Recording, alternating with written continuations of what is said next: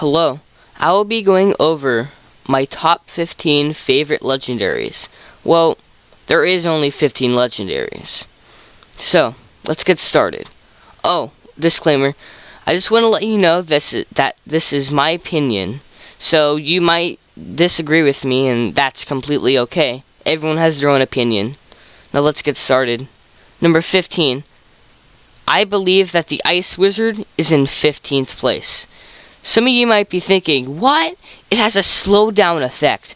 And it only has 3 elixir. How can it be in last place of legendaries? Well, all the legendaries are good. There's no bad legendary. It's just that the Ice Wizard's punch is so low. It can't even 2-shot minions. So, in my opinion, the Ice Wizard is in number 15 spot. Number 14, Magic Archer. Magic Archer can be pretty good when used correctly. However, it is very hard to use. And there used to be a bug where it would hit the King Tower unintentionally. Good thing to fix that. It has a very high skill cap, and it's very hard to use. And I personally have never found it very easy to use, and I won't really use it in any decks of mine. Number 13, Mega Knight. The Mega Knight used to be good, got nerfed, now it was bad, and then it got buffed again, and now it's somewhat good now. However, compared to the other legendaries, I wouldn't quite say that it would make up very high in the list. Yeah, 12. Lava Hound. I personally use the Lava Hound quite frequently in a Lava Loon deck. And so why are you thinking, why do I have it such low in the list? That's because the Lava Hound by itself isn't very good. And it also doesn't have very good versatility. It's not the best legendary, but it is in terms of health. It's the only flying tank in the game. It's pretty good. However, its damage is so low. It needs a buff in some way or another.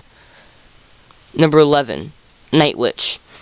The Night Witch used to be the most broken card in the game. Now it's balanced. However, I have it quite kind of low-ish in the list, only because it's only really seen in beatdown decks. Most of the time, Golem. I use it in my deck, my favorite Golem deck, and I do it pretty well. I really like the Night Witch. However, its versatility isn't very well, and to be honest, I really want the hero to drop 4 bats upon death. I think 2 is a little too little. 10. Graveyard. The Graveyard can be very OP. It can take down a tower in a matter of seconds if used correctly. However, almost every card in the game counters it. It's a very high risk, high reward. It's very dangerous to use. However, if used correctly, it can be well worth the risk. Number 9, Lumberjack. The Lumberjack is like a mini P.E.K.K.A. that hits a whole lot faster and drops a rage upon death. So in my opinion, it's just a really good mini P.E.K.K.A. However, it's probably even better than that, because it can hit fast and it can rage troops. However, it is kind of like unlegendary, in my opinion, because it doesn't really have a lot of health. It does a decent amount of damage. The Lumberjack's pretty good, I think, though. Number 8, Bandit. The Bandit, some people think that the Bandit is a very good legendary. And I can argue with them. It is a good legendary. However, I put it in the middle of the list because of its low health. Number 7, Princess. The Princess can shoot behind the river and can hit the Princess Tower without the Princess Tower attacking her. That is one of her most unique specialties. Only the Mortar and Expo can do that. And she's the only troop that can hit above the river. And she does splash damage. Her health is just too low to be higher in the list, though. Number 6, Sparky. I hate it how people put Sparky so low on their list. The Sparky is really good. Like, I've lost to the Sparky almost every time I've played against it.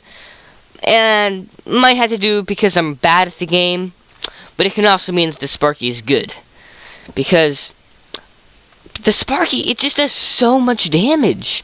Like, everything can pretty much counter it, however, and distract it. Once you distract it, then it's gonna have to take a real long time to charge up. And also, it has a lot of weaknesses due to stun troops. But other than that, the Sparky is really good. However, I think it does need a slight health buff. Number 5, the Log. The Log is one of 2 spells that are legendary. The Log is a good card because it can kill a goblin barrel, and it can kill a lot of squishy troops. It's very versatile, and I recommend using it. Number 4, Miner. The Miner is also a good card. Most people put it on number 1 of the list, but in my opinion, it doesn't really... I think that number 1, 2, and 3 are just a little bit better. Because even though the Miner can be put anywhere in the arena, and it's a mini tank for only 3 elixir, it does so little damage against the crown towers. It's only really good in challenges, however, some people can make it work in ladder. However, in my opinion, I wouldn't really use the Miner in areas outside of challenges. Number 3, Inferno Dragon. The Inferno Dragon has only 2 words to describe it. Tank killer. All the tanks, it can have all the health in the game, and the Inferno Dragon can take it down. However, it can get easily distracted, and some cards can reset its attack. So that's why it's not further up in the list. Number 2, Royal Ghost.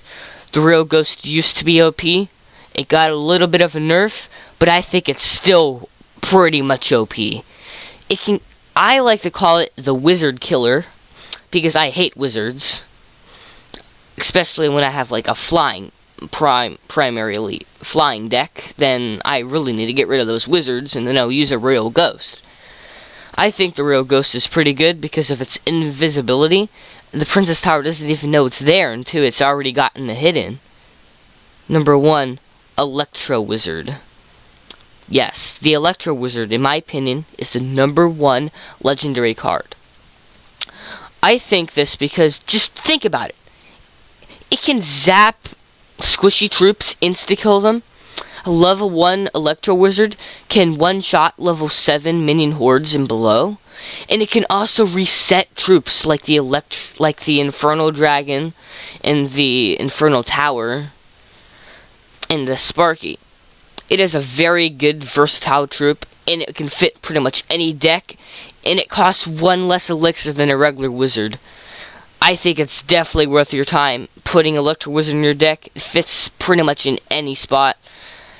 Anyway, that is my top 15 legendaries, and keep in mind that these are opinionated, and you may have a different opinion.